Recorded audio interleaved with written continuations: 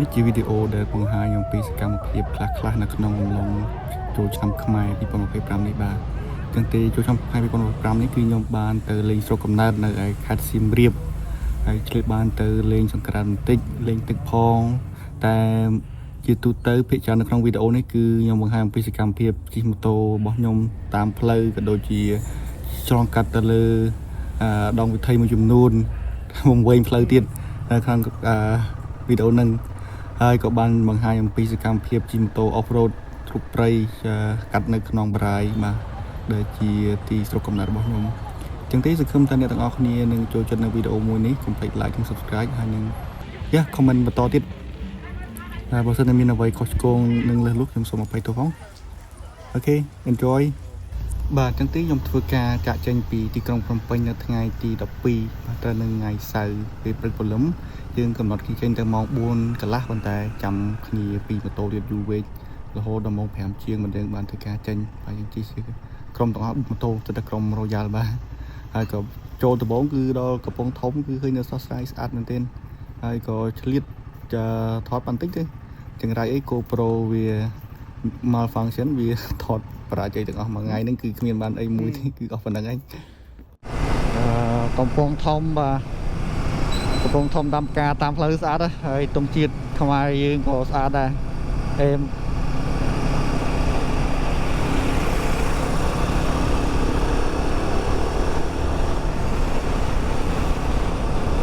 កំពង់ធំគេជាលេខកម្មវិធីចូល7-11មួយសិន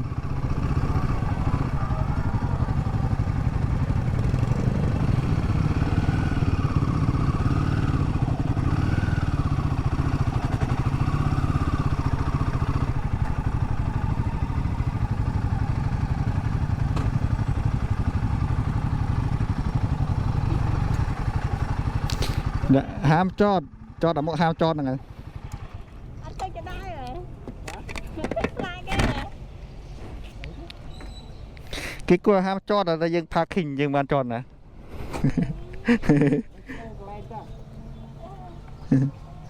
គេគួរហាមយើងនឹងគេមកយើងចតទៅគេគួរហាមដែរបងចាំថាស្ពានអីឡាមួយផង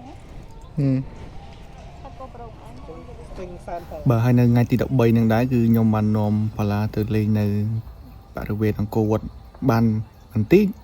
ដើម្បីទៅថតរូបខ្លះមុនក្នុងកម្មវិធីចូលកម្មចាប់ដើមព្រោះដឹងថាកម្មវិធីចូលខ្មែរគឺមនុស្សច្រើនអញ្ចឹងយើងពិបាកក្នុងការថតរូបអញ្ចឹងណាបាទតែចៃដន្យទៅដល់គឺមេឃ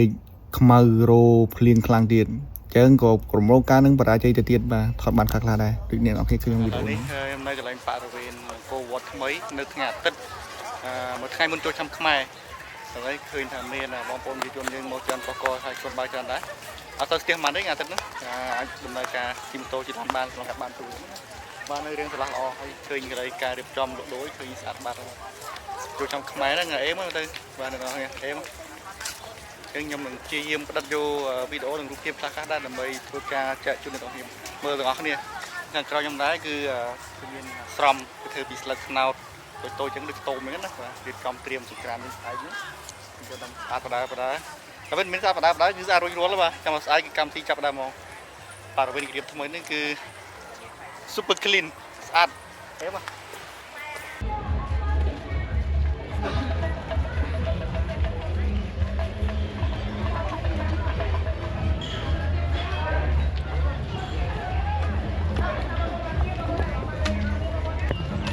អូខេថ្ងៃនេះនាំវីឡាមកលេងគោវត្តមុនចូលឆ្នាំមួយថ្ងៃអាទិត្យអញ្ចឹងទេយើងឈៀតពេលហ្នឹងថតវីដេអូថតរូបឲ្យទៅមុននឹងថ្ងៃចូលឆ្នាំចាប់ផ្ដើមមនុស្សច្រើនយើងពិបាកការថតអញ្ចឹងខ្ញុំស្វិចពីកាមេរ៉ាមក GoPro វិញហើយដោយសារតែកាមេរ៉ាធ្ងន់ពេកហើយដល់កាន់ទៅវា wobbling ច្រើនពេកញញអញ្ចឹងខ្លាចអ្នកនរគ្នាមើលឲ្យបែកខួរទៅដល់ចឹងដើម្បីបាន full stabilization មានតែបកមក GoPro វិញតែគាត់ខ្ញុំ adjust setting មួយចំនួនដើម្បីឲ្យគុណភាពរបស់ GoPro ហ្នឹងវាកាន់តែអេមបា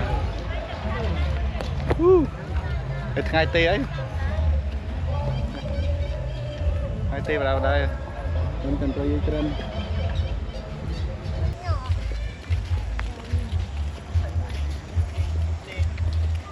អ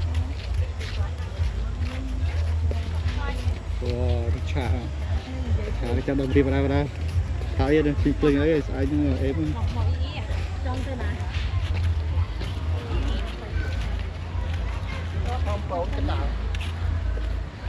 បាទឥឡូវយើងកំពុងដើររុកជាមួយនឹងបងប្អូនមនុស្សគ្នាទាំងអស់គ្នាទៅខាងវិញដើម្បីទៅរោថតនៅភ្លើងគេតាំងអេមខ្លះដែរ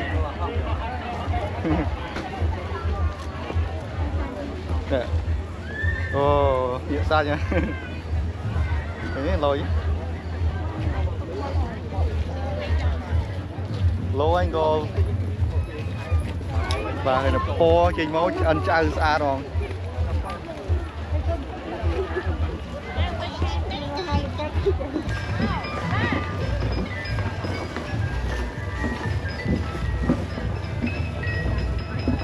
សួស្ដីចន្ទ2025មួយឆាស្អាត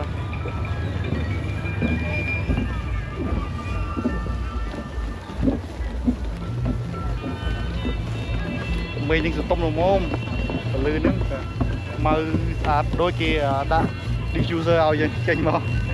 អូយពលឺញាក់សាច់ខ្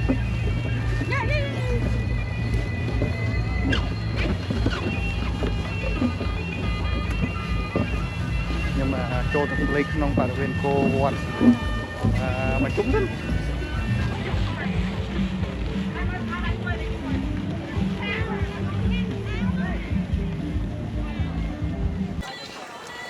បាទនៅវិការផងដែរជាការជួបបាទជាវិធីពីបដាក្នុងទឹកស្អាតបាទឥឡូវគេមកឡើងបើកមកញ៉ាក់សាច់មកលើ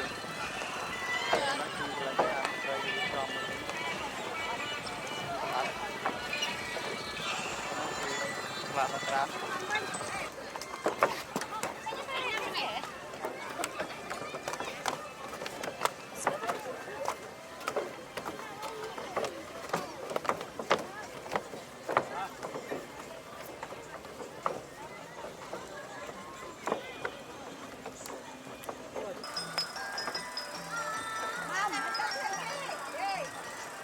ក្លំមួយនេះខ្ញុំមើលអត់ចេះណាយើងមើលហើយមើលទៀតមើលហើយមើលទៀតអើយមួយទៀតសាច់នឹងរោណាបានក្លងហ្នឹងយ៉ាសាច់ដូចជាប្រចាំភ្លើងហ្នឹងយើងគឺអេមែនទេមើលមិនចេះចិនណាយក្លងហ្នឹង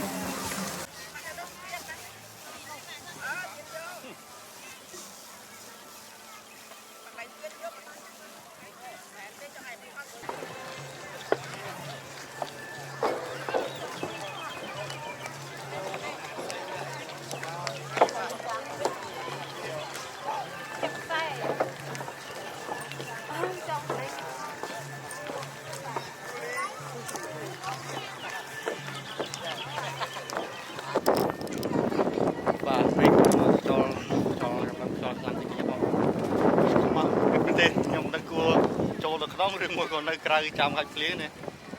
អូយសម្រាប់កំភ្លៀងចុះលោកអើយខំរៀបឆានៅថា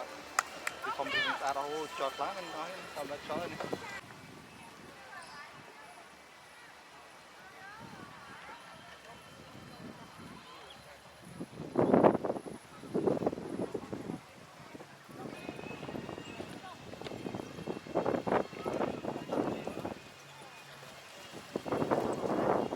ខានមកលេងគោវត្តយូមានអារម្មណ៍មិនដែរ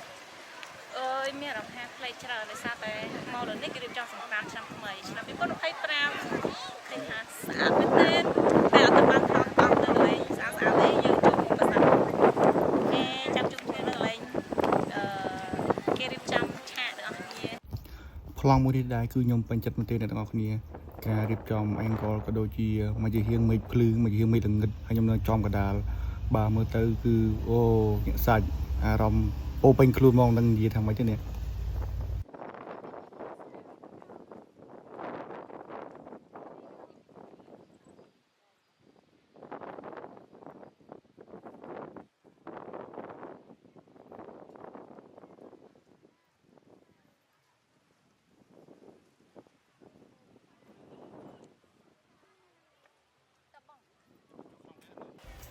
បាទសៀមរាបអង្គរគឺជាទឹកដីកំណើតរបស់ខ្ញុំប៉ុន្តែខ្ញុំអត់សូវបានទៅលេងមកនេះដោយសារតែនៅពីក្មេងគឺជាប់រវល់រៀនច្រើន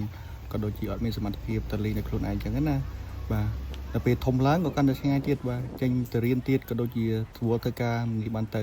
ទល់តែមានថ្ងៃបុណ្យទានអញ្ចឹងបានទៅម្ដងម្កាលអញ្ចឹងបាទពេលអញ្ចឹងក៏ភិកច្រើនគឺខ្ញុំអារម្មណ៍ខ្ញុំគឺអារម្មណ៍រៀនមកនៅនឹងគឺប្លែកដូចគ្នាដែរដូចអ្នកទាំងអស់គ្នាបានឃើញដូចគ្នាដែរ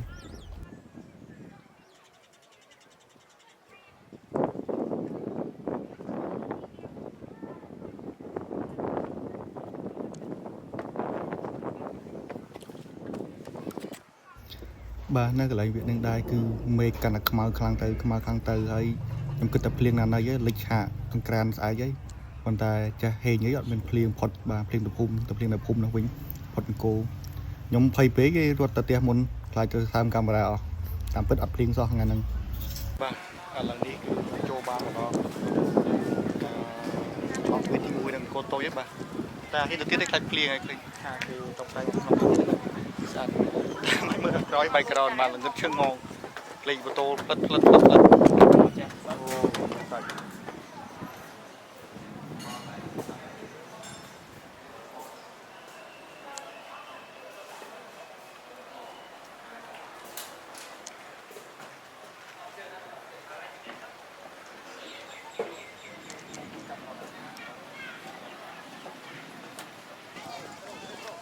បាទកន្លែងសក្រានហ្នឹងបើកភ្លើងអាស្អាតយប់ឡើងខ្ញុំទេវតានៅពេញហ្នឹងកណោះស្គោយៈបាទអញ្ចឹងដោយសារតែមិនតូភ្លេចខ្លាចច្រើនពេករោគភ្លៀងហើយខ្ញុំគិតថាទៅស៊ីវាវិញសិន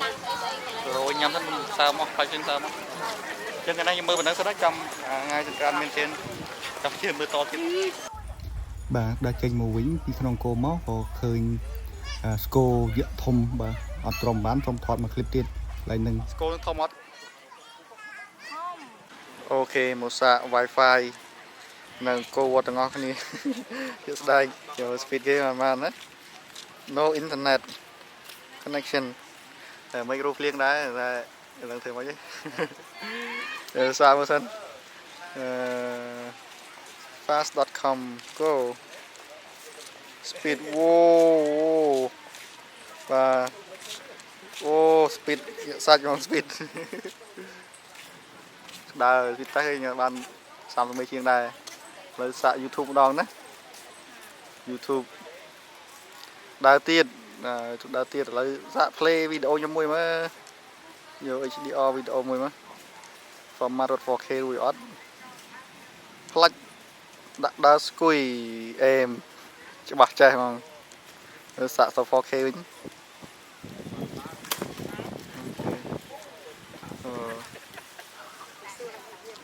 4K ដើរញាក់សាច់អេមណែគោលង Wi-Fi មួយនៅលើដើមឈើណាអូអញ្ចឹងឃើញ Wi-Fi នៅគោវត្តមនុស្សប៉ុណ្ណឹងដើរ free ហ្មងបាទ Hello អរុនសួស្តីទាំងអស់គ្នាបាទហើយថ្ងៃគឺថ្ងៃចូលឆ្នាំទី1បាទថ្ងៃច័ន្ទតាមទីភាពវាស្រែស្អាតតោះទៅផឹកកាហ្វេមួយខ្ញុំកាហ្វេនៅកន្លាញ់ឥឡូវខ្ញុំជិះចេញតាមផ្លូវពីក្រោយទៀតនៅបរាយអីអញ្ចឹងយើងoff road តិចទៅយើងទៅផឹកកាហ្វេនៅ361 កាហ្វេនៅកន្លាញ់បាទនេះជិះ off road តិចដោយសារតែខ្ញុំជិះល្ងាចឯមុនគឺស្អាតហ៎បាទផ្លូវនេះផ្លូវនេះទៅពីក្មេងបាទធ្វើគោយនៅតាមហ្នឹងបាទហើយដីខ្ញុំចាស់មុនណាផ្លូវនេះយើងចាប់ដើម real feel off road បាទចាប់យើងចេញនៅបរាយខាងលិចវិញទៅយើងទៅផឹកកាហ្វេក៏ដោយផ្លូវនេះផ្លូវប្រទេសចាស់ផ្លូវនេះជិះមិនកុំឲ្យដួលហើយបាច់ក្រោកឯក្រោករួចទេដល់មានអ្នកយួយលើគេតោធ្ងន់ហ្នឹង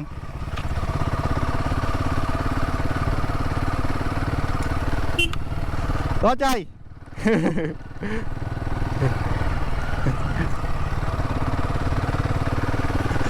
បាត់ភ្លៀងមេមិនធ្ងន់ទៅដីវារៀងក្រាបកូនអត់សូវមានដីខ្សាច់ច្រើនវារៀងហាប់ហ៎អញ្ចឹងជិះបានហើយលឿនអត់សូវខ្លាចដួលមកនេះ bởi nhầm chi là ngay muốn với là bên sạch rừng trừ sao con phliêng này bạn phliêng của mình mấy chị em mà rồi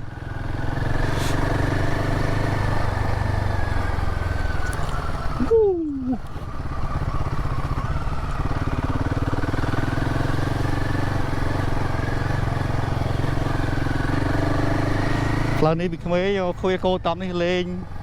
ôi sờ bay à cho từng sờ mơ mà sờ mơ chu cái cái xoay thông là nơi thông rồi đó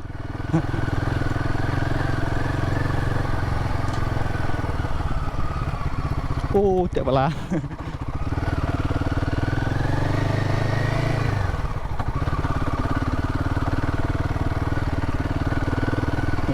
đấy giờ chi vô tới giờ thôi giờ tôi tư là nó chia tay em không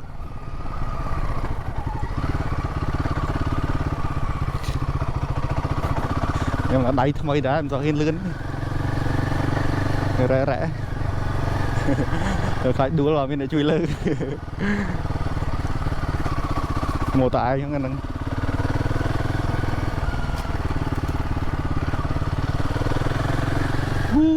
out dạ sad ngất chân à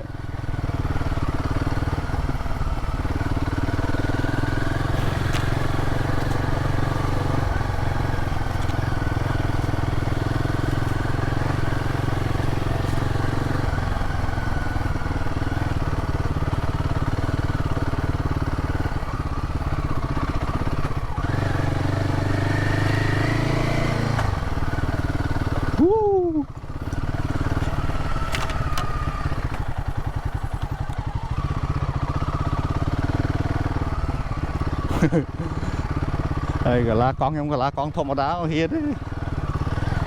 bạn là con off road nó đang vứt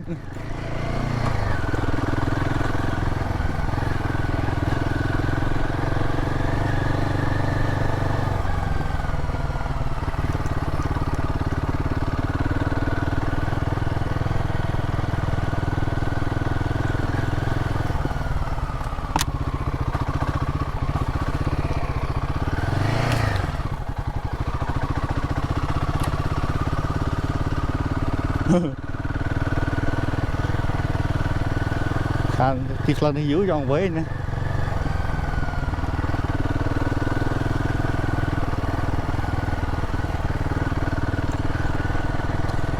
ơi chênh đó tay và khang và đại bạn nè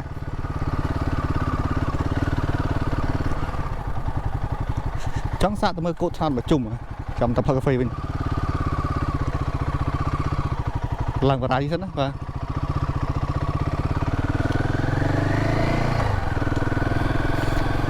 muốn mau nghĩ muốn giúp riêng nếu pe chân giúp pe đó ở hiền là tại khăn ông chơi mà lấy cái này xa mà và thôi chơi từ vậy lần và đại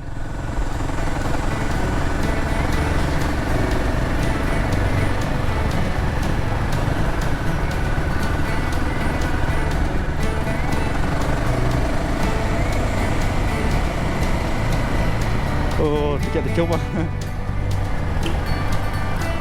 bạn từ ngay cho trăm tí mua đằng đáy cứ nhưng mà sơ miền activity ra mà để cà phê chim tô bạn nó cứ chim tô nghìn nhằm cà phê phong rục rục đây phong tại chụp lần tích ban từ lên tích nơi khi viêm tích mà tích cho tại chào mời các trong video này mong mình từ mình lên tích đại bạn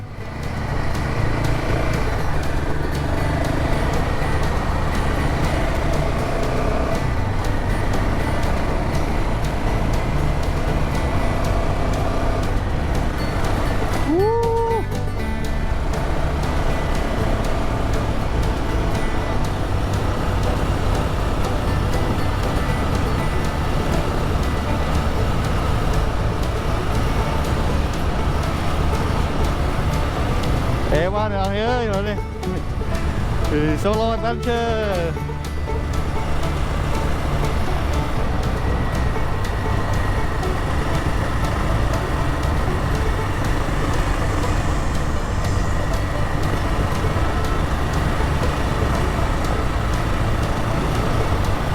liêng một mê dục mình chẹt rùa máu và ọt tới cái đáy hơi ọt hơi điên phải là mua gì tại chứ nè đấy ô dạ sai mà chỉ biết miền mặt đâu lúc kia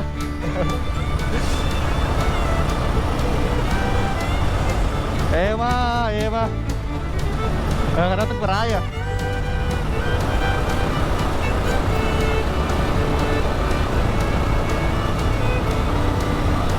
chăm cho mỗi trăm tập phân cà phê nơi cả lành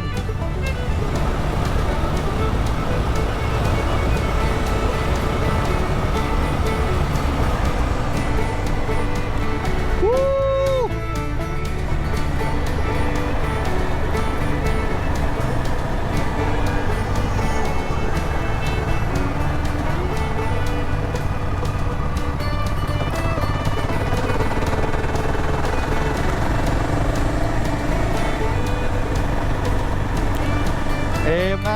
con ơi lâu nay thì giờ xuống tiền ở bán kia mà thi mới cho ấy đây như thế bao nhiêu năm đây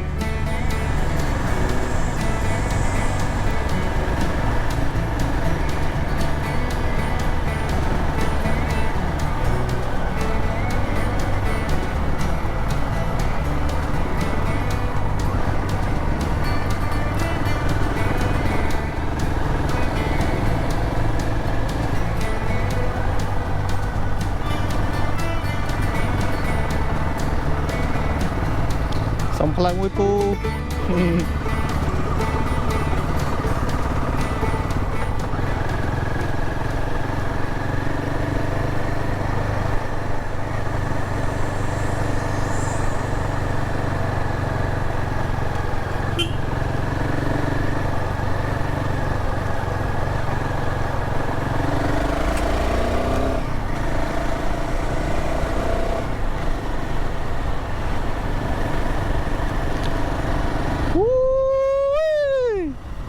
em á phlang đừng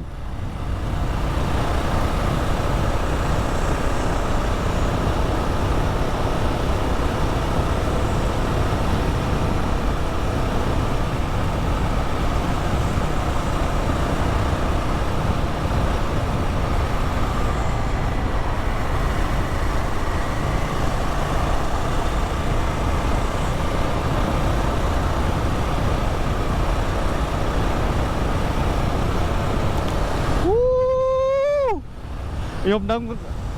rai rap bọ rai pìa rau mấy thế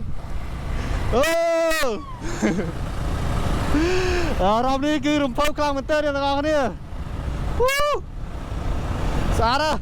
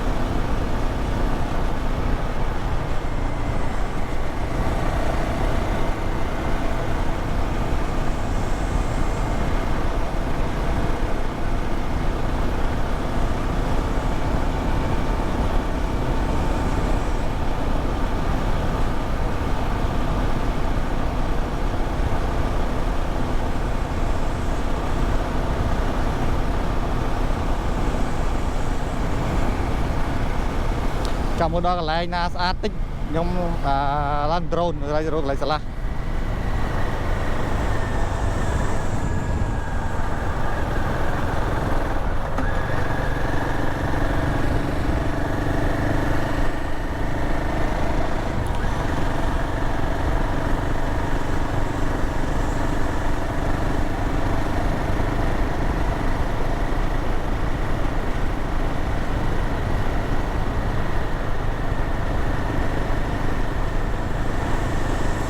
ơi còn thì em á một thọc thọt mùi ở đây để sạch không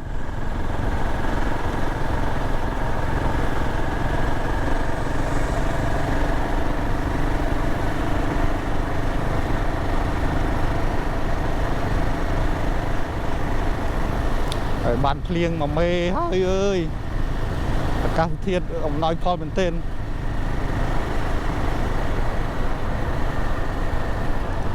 và đo xà la muối ta không xà la cái xà la cốt nào đồ đo cốt nào đó mà ngu mấy đo cốt nào đó đấy lấy cho tên nào cho hủy ớt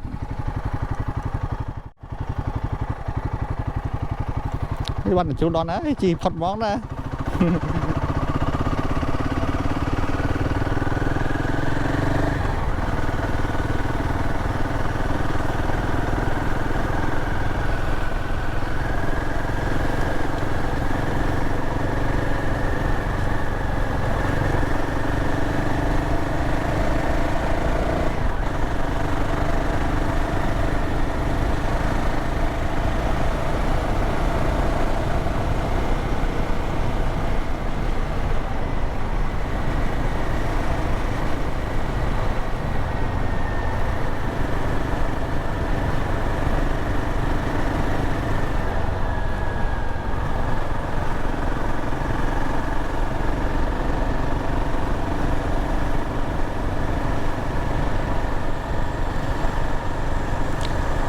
ngặt lấy đại riêng bó thân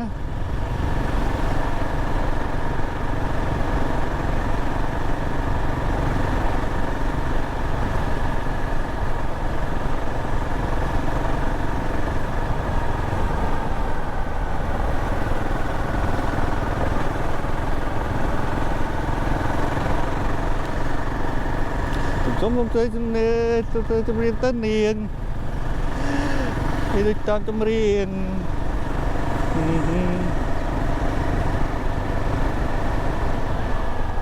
bật camera rất là màn mau đời nó mê rồi mình cứ luôn lăn luôn tôi tay đặt á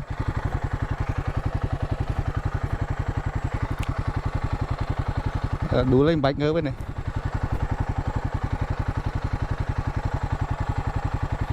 đã lệnh mũi trái đó này ngon này chưa không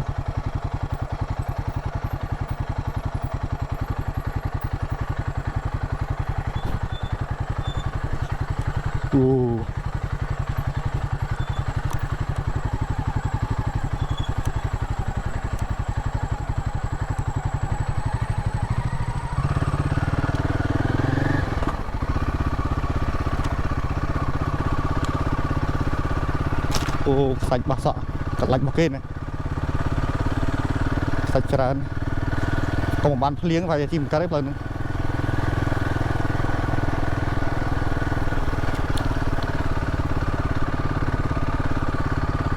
bờ ra khang cá cái vi sài wow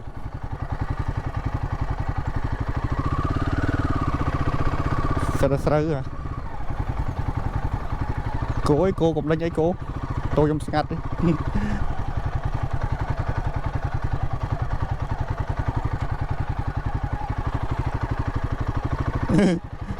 oh.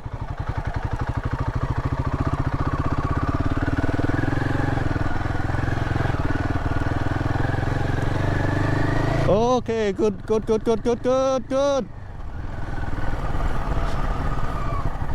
ឡើងស្ពានមួយ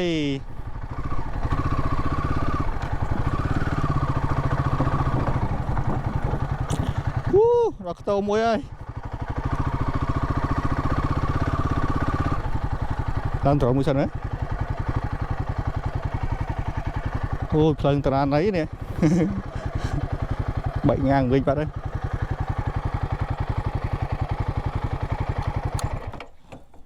នេះហើយគឺនៅតែទ្រាំអូ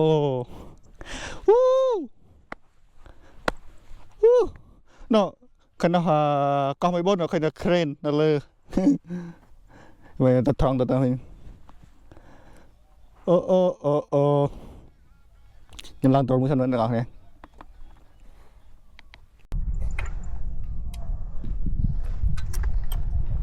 lần trốn mũi sen trong gì chẳng à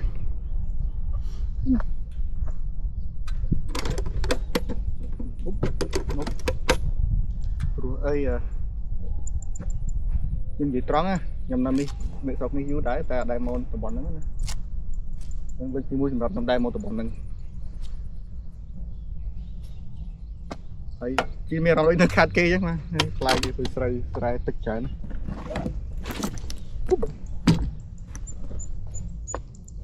Snack berata cuy. Okay, got my drone, got my battery.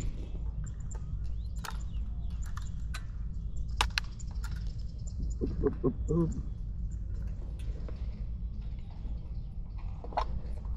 Okay.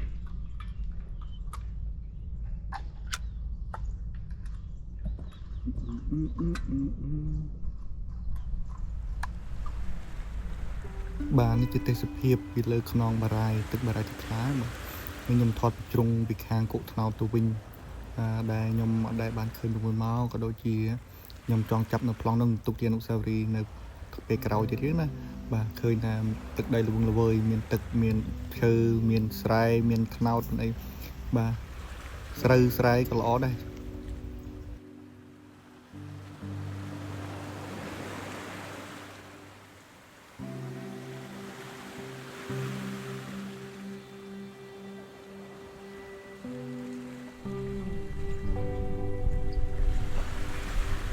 ប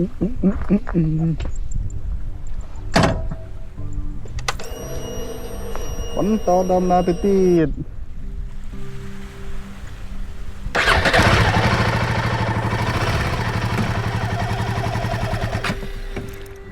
អូ the smoke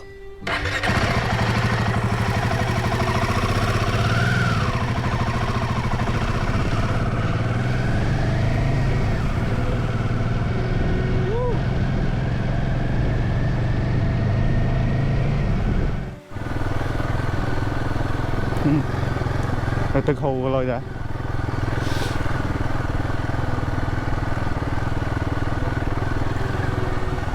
អូខណៈចេះត្រូវដែរ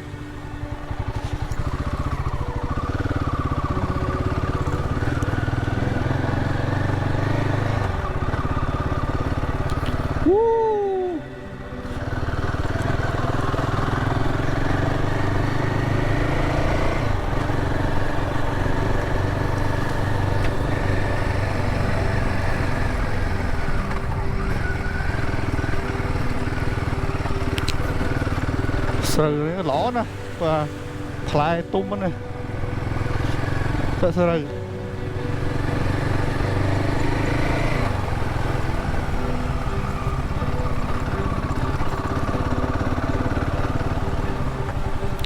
អូបោះសក់អត់កាត់ទេអ្នកនរហូឡនអត់កាត់ទេបាត់ ABS ចោលមកសិនABS off អូខេ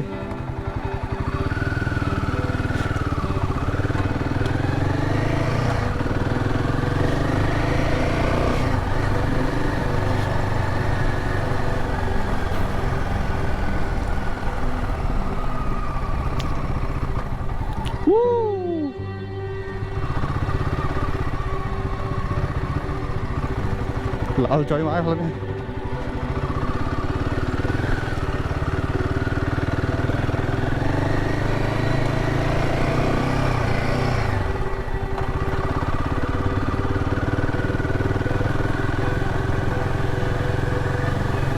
រត់មកទៀតហើយ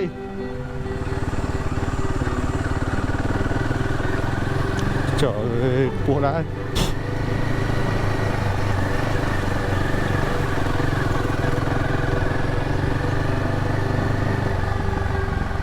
កណ្ដាស់នេះខុសផ្លូវកណ្ដាស់វិញអ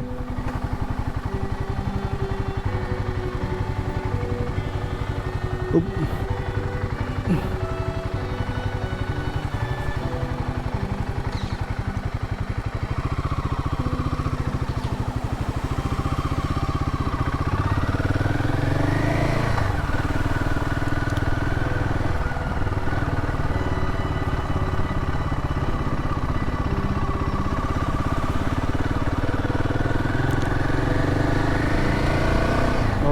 ខេ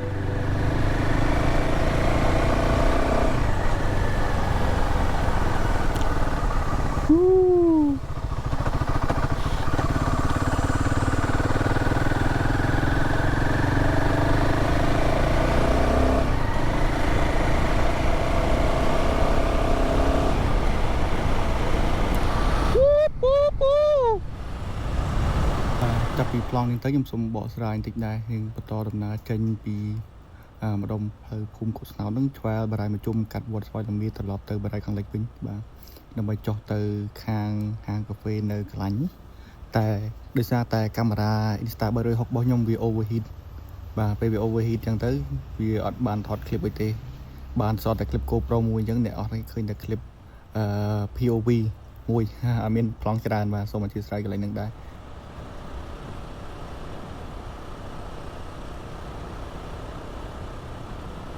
បាទខ្ញុំចិត្តទៅជិះទៅអត់បានមើលម៉ែអត់បានមើលផ្លូវទេខ្ញុំចាំតែឲ្យតែឃើញតែផ្លូវខ្ញុំជិះទៅហើយដឹងថាបុកទៅទិសខាងត្បូងវិញគឺដឹងថាធ្លាយទៅវត្តវិញហ្នឹងបាទតាមផ្លូវគឺដីក្រហមរៀបចំចាក់ស្មៅស្អាតមកជិះស្រួលអត់កន្លចអត់អីទេទៅគ្លៀងហើយមួយមេទៀតពីយប់មកហើយដើមឈើវាជ្រះក្អែលជិះដីអស់ហ្នឹងនឹងបៃតងមកមើលតិចភ្នែកមកជិះទៅហើយជិះទៅឯងទៀតបាទសំខាន់គឺជិះទៅឯងហ្មងគឺមានអារម្មណ៍ថា freedom ពេញខ្លួនហ្មងបាទជិះមកឆ្ងាញ់តែដូចខ្ញុំបានជម្រាបចឹងគឺខ្ញុំដៃថ្មីដែរបាទជាមួយនឹង Royal Enfield 450cc ហ្នឹងក៏ដូចជាដៃថ្មីដែរសម្រាប់ការជិះលេខអង្យ៉ាបាទខ្ញុំគ្រប់ជិះលេខអូតូវិញមកបើសិនជាអ្នកទាំងអស់គ្នាបានមើលវីដេអូខ្ញុំយូរមកគឺខ្ញុំជិះទៅលេខអូតូទេបាទនៅពេលមកជិះអង្យ៉ាដំបូងអញ្ចឹងវារៀងថាសពិចសពិលខ្លះៗដែរបាទជាថ្មីសម្រាប់ខ្ញុំដូចគ្នាតែមិនអីទេខ្ញុំគិតថាការជិះយើងគង់តែបានប្រយោជន៍ដូចជាបានសម្រាប់ដូចគ្នាថ្ងៃណាមួយដូចគ្នាដែរហើយខ្ញុំក៏រៀនចេះជិះបានកុនបើដែរខ្ញុំគិតថាប៉ុណ្ណឹងអាចទៅរួញគេហើយអាចជិះពីភ្នំពេញមកដល់សៀមរាបអត់មានបញ្ហាអីក៏ដូចជាខ្លាចអីអស់រត់ប៉ុណ្ណឹងហើយចិត្តធំដែរទៅណាបាទតែជោគជ័យបាទអត់ដួលទេទាំងអស់គ្នាបើថាដួលក៏ខ្ញុំលើកអត់រួចដែរម៉ូតូនឹងធ្ងន់ជាងខ្ញុំគីឡូខ្ញុំតែ50ទេតែម៉ូតូនឹង200គីឡូជាងរៀបមួយវ៉ាន់អីទៀតបាទអញ្ចឹងទៅបាទខ្ញុំក៏បន្តដំណើរចេញទៅបារាយខាងលិចវិញដើម្បីឆ្ពោះទៅហាងកាហ្វេតែមុននឹងទៅហាងកាហ្វេក៏ខ្ញុំឆ្លៀតទៅផ្ទះពូម៉ាក់ខ្ញុំតិចដែរសួរគេទៅហាងកាហ្វេអត់ព្រោះឆាត់សួរគេពីយប់ទៅគេថាគេទៅប៉ុន្តែទៅដល់ហ្មងគេថាគេអត់ទៅទេគេបដូរផែនការវិញទៅខេត្តវិញអញ្ចឹងទៅលេងនៅក្នុងខេត្តខ្ញុំក៏បានចាប់អារម្មណ៍ថាថ្ងៃនេះជាថ្ងៃ birthday របស់គេដែរមិត្តភក្តិរបស់យូរអត់ថ្ងៃ birthday គ្នាបានថាអធិស្ឋានដែរដល់ birthday ខ្លួនឯងក៏ខ្ញុំអត់ចាំហ្មងអញ្ចឹងក៏មានតែ direct ទៅហាងកាហ្វេតែឯងហ្មងបាទជិះដល់កន្លែងនេះដែរកន្លែងអាប្រុសពូផេះខាងមុខមុនហ្នឹងខ្ញុំមកដឹងគាត់គិតមិនដែរខ្ញុំសុំ supply គាត់សុំផ្លូវគាត់តែមុនដែរបាទដោយសារតែផ្លូវវា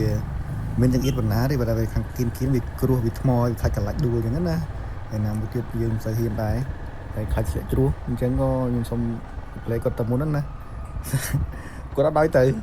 ហើយអូកន្លែងហ្នឹងមិនទេតែចុងផុតក៏យើងអាចធ្វើការវ៉ាតែមុនបានបាទគេហេងអត់អីអត់ដួលមិនដួលអីពិបាកទៀតនេះអត់មានអ្នកលើកហើយជឿក្អាបគៀន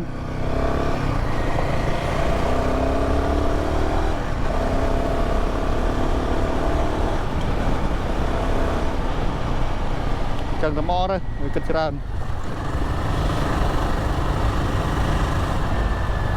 វូវាសាច់គីឡូមិនជ្រៅទេអស់នេះ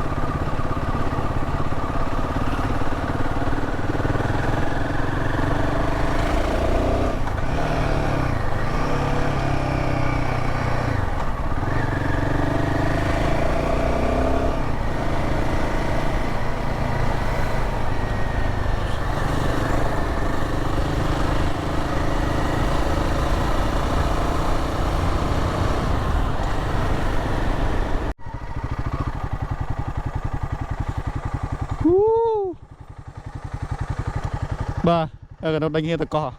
bay nếu con mấy bốn nó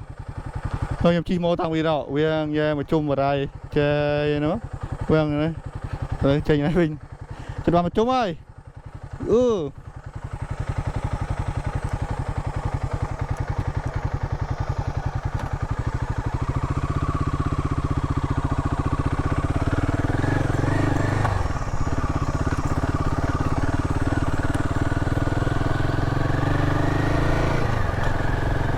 đó bà rai kháng ca đây và bà rai kháng ca với nhau chào bà miền phiêu mà rẻ rẻ bà có plei bùi này thì chỉ plei là nhầm chú bà chỉ kịp phật mà chỉ được nhầm mình đã chăm cho bà này plei mà chú bà được plei mình này rồi sao tay nhom luôn nơi từ bọn tăng bị khmer mà lục việc cô nên là đôi chi bà thôi ca bà say luôn nơi lại nên bán tràn cái con score plei chú bà tăng bị kia mình tuân thôi hay làm plei nơi bà cả lục tràn gặp chơi thành công tràn này bà lục lan lên cảm ơn chơi thành công lại những anh chỉ tư tầm rong tư bờ sạt bà tư bờ sạt ở dung sau đó giống như chỉ bờ sạt bờ ran bùi đàn là để kia cái vùng điệp trong hai thùng ấy mà mình kia cái vùng kia điệp trong hai thùng ấy sát đấy người tới nhìn một mình một đây thầm thờ một cái nhầm nơi bị thùng ấy cứ bạ bay cái gì ở bà lần người bà chỉ mò ăn lúc sau đi rộp quân và học trình mò đo môi giờ nó khơi những đó và lôi bên tên chân ngò em cứ thà ní chia ở cả môi đa để thôi ca sắc xa bị khuôn anh và đôi khi sắc xa bị rong khuôn anh tiếp tiếp bị rong thay này rong chặt cái mà mình đang thà gì bỏ sai thằng mấy cái này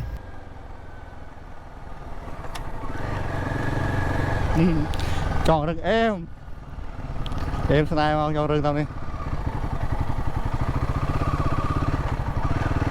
chuyện xưa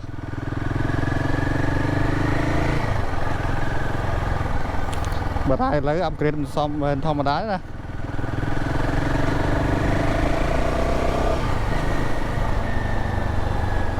holy smoke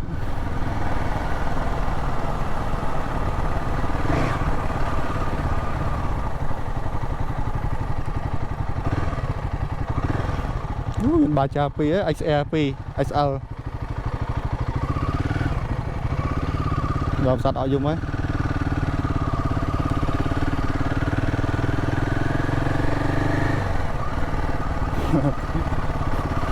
ta bây giờ đại ca chi đớt máy cứ linh văn đớt chẳng tay mà tôi không biết đớt máy ấy chỗ lên đã xe mai ấy biết cả đá là đi bạn một chung á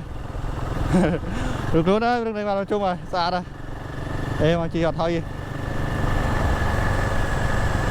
làm từ cà phê mua cái lanh Wilson với trong từ tiêu mình phạt tên là tiêu mình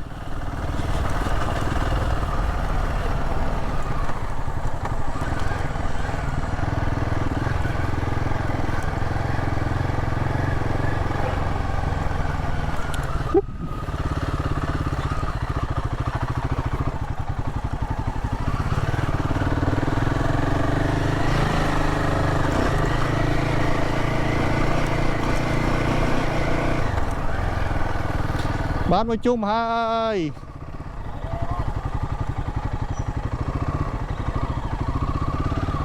rồi cà phê Wilson bà có cho đằng đấy cứ nhung chấp đam thôi ca chỉ cho pi bà đại thằng lịch bà chúa tới căn plei chỉ lịch bầm mùi với ngay tầm bay tới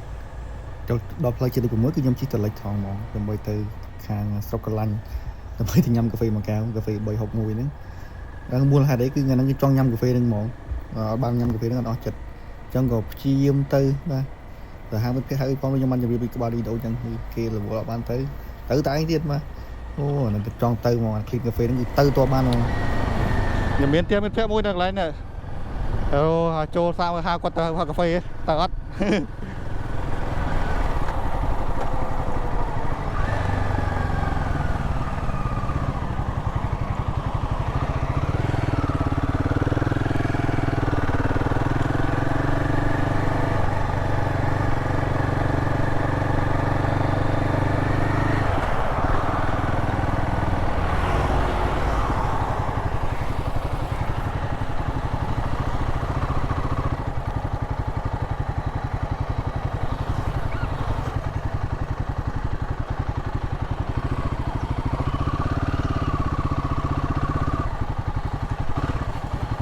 អេតណាឃើញណាក៏មិនការបរាជ័យហើយហៅគ្នាហ្នឹងអត់មានណាគេទៅទេហើយចូលហៅគាត់មិនដែរគាត់ទៅសក្រានអង្គរហើយចឹងទេខ្ញុំទៅអង្គរងាយមិញហើយចឹងខ្ញុំកុំឲ្យខកការបាទវត្ត plan ទៅផឹកកាហ្វេនៅកន្លែងហើយទៅបានហ្មងទៅតែឯងលើ solo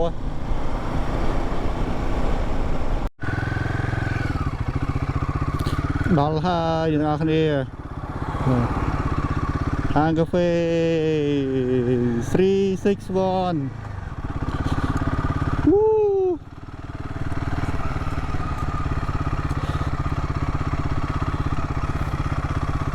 ញាក់សាច់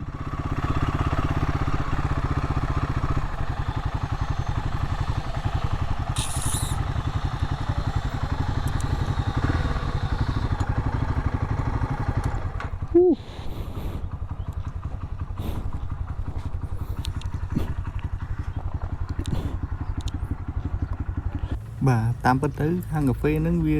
ខ្ញុំគិតថាវាមិនមានអីគួរទាក់ទាញអស់ចាយប៉ុណ្ណាដែលធ្វើខ្ញុំគួរទៅទេបាទហើយគាត់ថាមើលវីដេអូក៏ដូចជាមើលរូបភាពច្រើនឃើញបងជិះម៉ូតូធំគាត់ឈប់នៅកន្លែងហ្នឹងថតរូបស្អាតញ៉ាំកាហ្វេអញ្ចឹងណាហើយក៏មានគោលនៅចិត្តគាត់ថាគុំនៅចិត្តទូចមួយថាខ្ញុំអាចទៅដល់ដូចពួកគាត់កាត់អត់ណាអញ្ចឹងទេខ្ញុំចិត្តតែព្យាយាមដែរអញ្ចឹងណាទៅដល់តបបានចំណេះចិត្តខ្លួនឯងទៅដល់បានហ្មងណា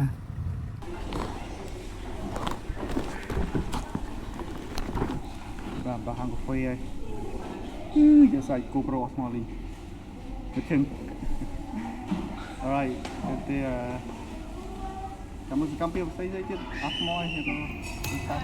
បាទបន្ទប់ញ៉ាំកាហ្វេរួចហើយយើងក៏ធ្វើដំណើរមកផ្ទះវិញបាទជិះមកដល់ថ្ងៃដល់ថ្ងៃទៅដល់ផ្ទះសម្រាប់បន្តិចសាកគូប្រូស្អីហើយបាទជប់ឡើងក៏នោះគ្នាចេញទៅបតបាទៅលេងទឹកមកហៅឡាហៅអីតុំទៅលេងគេក៏ភ្លឹងក្មួយទៅលេងទៀតបាទហើយចូលតាមកណ្ដាលសង្កលតិចទៅបាទតាមច្រកផ្លូវហ្នឹងចូលទៅគឺបាទឃើញមានការស្វាគមន៍ពីបងប្អូននឹងច្រើនទៅទក់សាច់មកបាទបាញ់ជោគហើយម៉ូតូខ្ញុំធ្ងន់ផងហើយបាញ់រត់ដល់ភ្នែកទៀតបាទដែរបាទប៉ុន្តែខ្ញុំអត់ប្រកាន់ទេខ្ញុំគាត់ថាពួកគាត់លេងសប្បាយខ្ញុំក៏សប្បាយពួកគាត់ដូចគ្នាដែរបាទយើងបាញ់លេងទាំងអស់គ្នាហើយខ្ញុំក៏អោសញ្ញាភ្លើងតិចតួចដែរដើម្បីប្រាប់ពួកគាត់ថាខ្ញុំធ្ងន់ហើយសុំផ្លូវតិចណាបាទសូមអនុគ្រោះកន្លែងហ្នឹងដូចគ្នាដែរបើតែមានការឈុំឆ្គងកន្លែងហ្នឹងតិចណាបាទអរគុណច្រើនបាទឃើញថាចូលឆ្នាំខ្មែរយើងនៅសៀមរាបគឺដូចឆ្នាំណាក៏ដូចឆ្នាំណាគឺសប្បាយបាទបងប្អូនគាត់លេងអត់នេះគេអត់រីកថាំអីគឺលេងមកទុកដៃហ្មងមកញាក់សាច់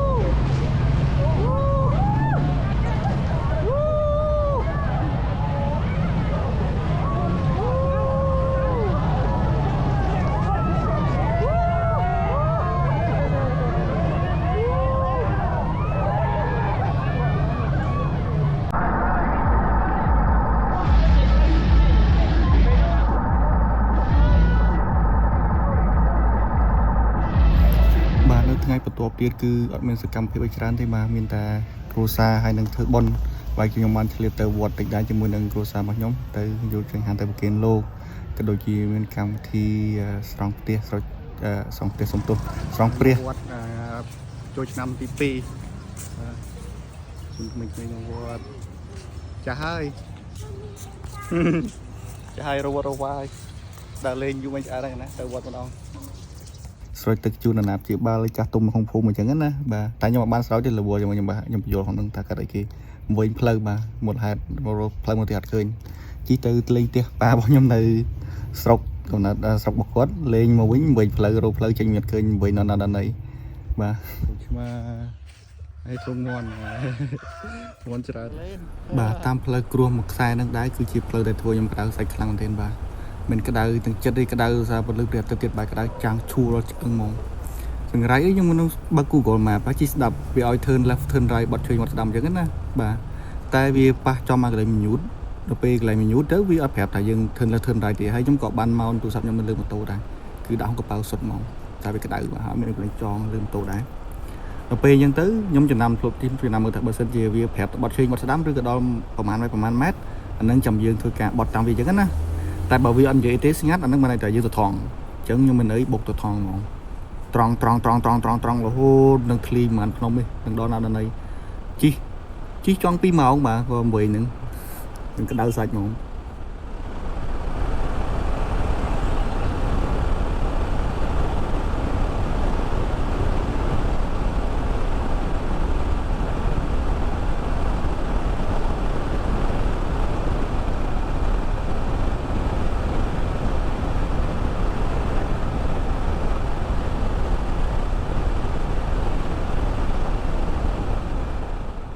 បាទដោយសារតែវិញផ្លូវដូចចឹងទេខ្ញុំធ្វើការមកផ្ទះស្រង់ព្រះអត់ទាន់ទេបាទយឺតម៉ោងហើយដល់ផ្ទះម៉ោង3ជាងហើយអត់មានអីទេគឺមានតែផឹកស្រាទៀតហើយមួយមិត្តភក្តិហ្នឹងដឹងមកចូលឆ្នាំហ្នឹងគឺផឹករាល់ថ្ងៃហ្មងគេហៅទៅផឹកស្រាជប់លៀងតាមភូមិអញ្ចឹងណាបាទជួបមិត្តភក្តិអីខ្លះអញ្ចឹងទៅហើយក៏អត់បានធ្វើសកម្មភាពថតអីច្រើនទេអ្នកនរគ្នាមានតែធ្វើការបង្ហាញនៅថ្ងៃបន្ទាប់ទៀតបាទអញ្ចឹងថ្ងៃទី16ហ្នឹងគឺជាថ្ងៃចូលឆ្នាំចុងក្រោយគេបាទគឺខ្ញុំឆ្លៀតទៅអង្គរវត្តបន្តិចទៀតបាទទៅពេលល្ងាចដើម្បីធ្វើការថតរូបភាពខ្លះទស្សនភាពតាមផ្លូវទៅអង្គរវត្តថ្ងៃទី3ថ្ងៃចុងក្រោយល្ងាចម៉ោង 4:13 នាទីល្ងាចបាទអូខេគេចាប់កម្មវិធីហើយខ្ញុំទៅម្ដង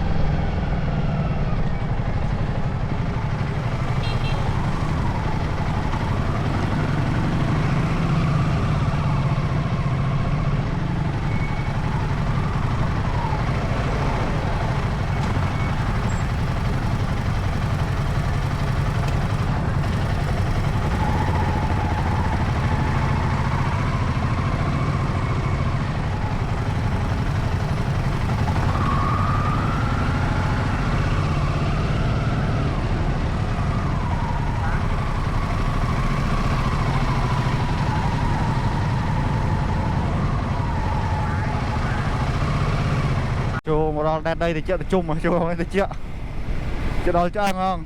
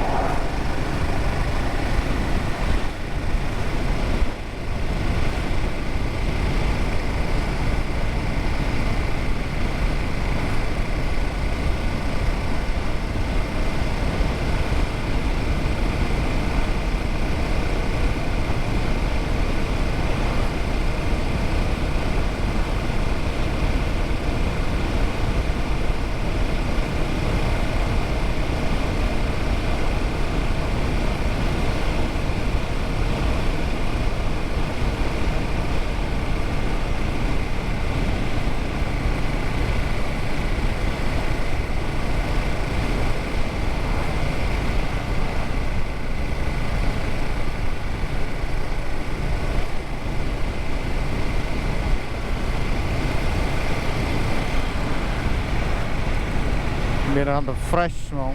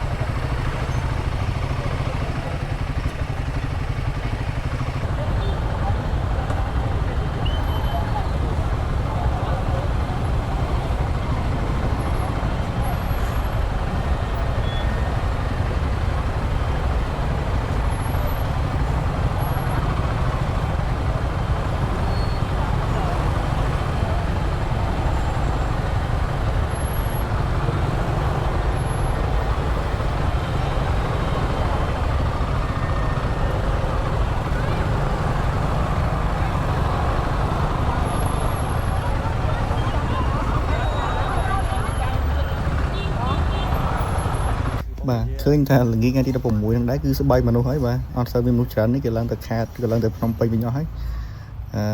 ខ្ញុំជិះទៅរឿងស្រឡះដែរបាទដូចឃើញក្នុងវីដេអូហ្នឹងអញ្ចឹងប៉ុន្តែឃើញដល់កន្លែងប្រាសាទអង្គរវត្តគឺមានការបិទផ្លូវធម្មតាដើម្បីស្រួលចរាចរណ៍អញ្ចឹងណាហើយខ្ញុំក៏ជិះផ្លូវវាងបាទជិះផ្លូវវាងមួយទៀតចេញតាមខ្លងទ្វារខាងលិចវិញខ្លងទ្វារខ្មោចខ្លងទ្វារខ្មោចខាងលិចហ្នឹងណាបាទខ្លងទ្វារហ្នឹងអត់ទៅបានជិះប៉ុន្មានដែរខ្ញុំនិយាយអត់ទៅបានជិះក៏មិនដែរជិះតែហ្មងឬមកក៏ធ្លាប់ជិះដែរខ្ញុំចូលរងសិនអូអត់ឃើញអត់មានចាប់អារម្មណ៍ថាខ្លួនឯងធ្លាប់ជិះមិនមកទេនេះផ្លិចឈឹងហ្មងបាទផ្លូវក្នុងនេះគឺស្អាតដូចគ្នាដែរបាទមានរូបប្រាសាទបាយ័នមានអីចឹងណាហើយជិះចូលទៅតិចទៅជុំតិចដល់ឆ្អឹងខ្នងហ្មងក្នុងបរិវេណប្រាសាទអង្គរវត្តយើងហ្នឹងអញ្ចឹងកន្លែងណាមានឈើមានទឹកគឺកន្លែងហ្នឹងគឺតិចស្រួលហើយបងប្អូនបាទហើយក៏ចេះរុករាមួយគេតិចទៅបាទដើម្បីទៅថតបានប្លង់តិចតួចទៀតអញ្ចឹងណាតែទៅដល់ហ្នឹងគឺមិនសូវបានថតអីបានទេលវតែសុបាយបាទអារម្មណ៍ជាក់ស្ដែងគឺសុបាយជិលផ្លេចរឿងនឹងទៀតបាទយ៉ាហ្មងបាទខែភាសាខែភ្លៀងអើយផ្លូវទៅគោញាក់សាច់ទៅសភាវិញកប់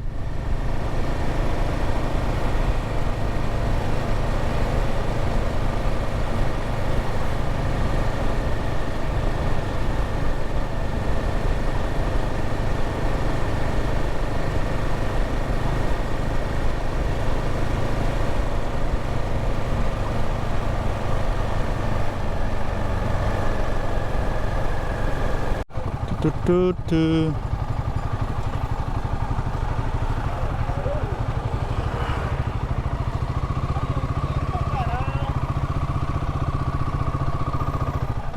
ចង់ចូលនេះអត់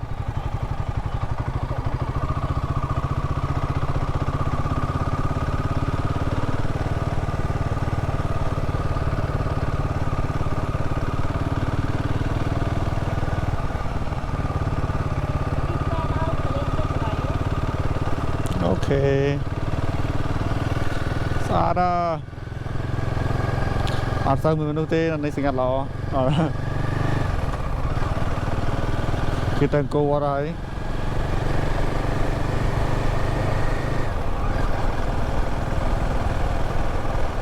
អូស្វាដេញ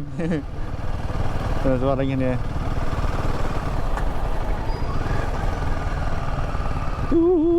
អរិ3កូនតផងរើស្វាយផងអត់ជុកទេ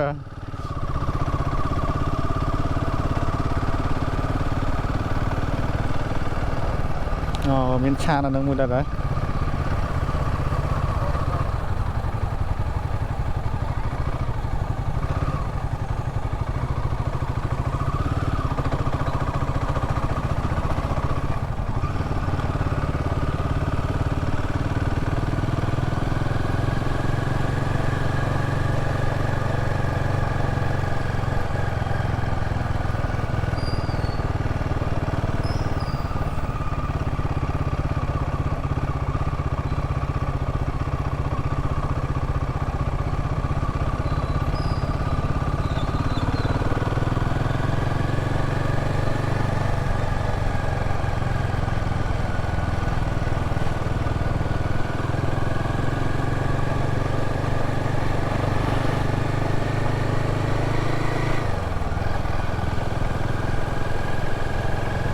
ខាននៅយូ fresh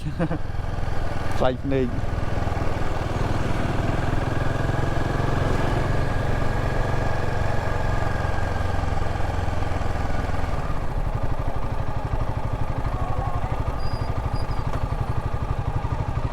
មកដល់កោតថងជោគជ័យបាទជិះវាងប្រជុំតាមជោគជ័យបាទទេសភាពអេមកញ៉ាសាច់មកបៃតងហើយទៅភ្លៀងហើយបាទស្រស់ញើមកតែមានមនុស្សទេអត់ហើយយើងគិតថាជិះឆ្វាលតិចហើយយើងចេញទៅខំវាយើងបទៅកូនទុយវិញដើម្បីប្រាក់ក្រែខ្ញុំថ្ងៃចុងក្រោយគេគេទុកភ្លើងឲ្យយើងមើលថតទៀតហ្នឹងណាបាទអញ្ចឹងតាមថាតទៀតទាំងអស់គ្នាមួយខ្ញុំបាទនៅកន្លែងហ្នឹងដែរគឺថតរូបអនុស្សាវរីយ៍ជាមួយនឹង Royal Enfield បាទម៉ូតូថ្មីរបស់ខ្ញុំអាចថាថ្មីក៏ថ្មីទៅចុះតែរឿងចាស់តិចហើយជារឿងបានមួយខែជាងហ្នឹងបាទហើយក៏ថតបានអនុស្សាវរីយ៍បានគាត់បានដែរបាទដើម្បីជួបជាមួយនិស្ស័យជាមួយនឹងគោវត្តជាមួយម៉ូតូអញ្ចឹងណាខាង Royal ឃើញវីដេអូហ្នឹងហើយជួយ sponsor ផងក្រែងមានឱកាសបានចេញត្រឹមលើក្រោយបាទហើយប៉ុណ្ណឹងអ្នកទាំងអស់គ្នាវីដេអូហ្នឹងគឺអត់មានច្រើនទេហើយខ្ញុំក៏តលេងនៅគោសក្រានយប់ឡើងនឹងតិចអត់បានថតច្រើនដោយសារតែវាល្ងឹតបាទទី1ទី2គឺខ្ញុំអស់កម្លាំងពីខ្យល់អស់ខ្យល់ពីខ្លួនលីហ្មងបាទក៏អត់បានថតតែអញ្ចឹងខ្ញុំសូម end វីដេអូហ្នឹងត្រឹមប៉ុណ្្នឹងសិនចឹងណាតែជួបគ្នានៅឱកាសក្រោយទៀតនៅវីដេអូក្រោយកុំភ្លេច like និង subscribe បាយបាយ